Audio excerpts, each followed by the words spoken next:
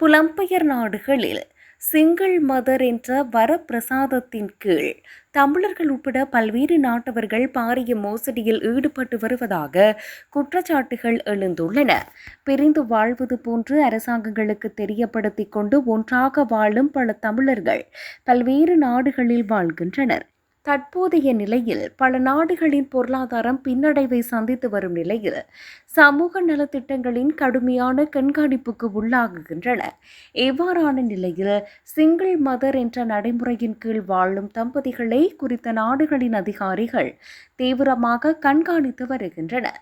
இந்த மோசடியில் அண்மையில் பிரான்சில் தமிழ் குடும்பம் ஒன்று சிக்கியிருந்த நிலையில் தற்போது ஜெர்மனியிலும் மற்றொரு குடும்பம் அதிகாரிகளிடம் சிக்கியுள்ளது. குடும்பம் ஒன்று பிரிந்து வாழ்ந்த நிலையில் சமூக உதவிகளை கோரியுள்ளனர். தாம் பிரிந்து வாழ்வதாகவும் கணவனின் வருமானம் தனக்கு கிடைப்பதில்லை எனவும் தாயொருவர் அதிகாரிகளிடம் தெரிவித்திருந்தார். இதுகுறித்து அதிகாரிகள் தீவிர கண்காணிப்பில் ஈடுபட்டுள்ளனர். இதன்போது கணவர் குடும்பத்துடன் தொடர்ந்து இணைந்து செயற்படுவதை கண்டறிந்தனர். அவர் குழந்தைகளை தவறாமல் கவனித்து வந்ததோடு அவர்கள் நோய்வாய்ப்பட்ட போது உதவினார். மேலும் தனது மனைவியின் குடியிருப்புக்கான திறப்புகளையும் அவர் வைத்திருந்தார். இதனால் தம்பதியினர் உண்மையில் பிரிந்து வாழவில்லை என அதிகாரிகள் முடிவு செய்தனர்.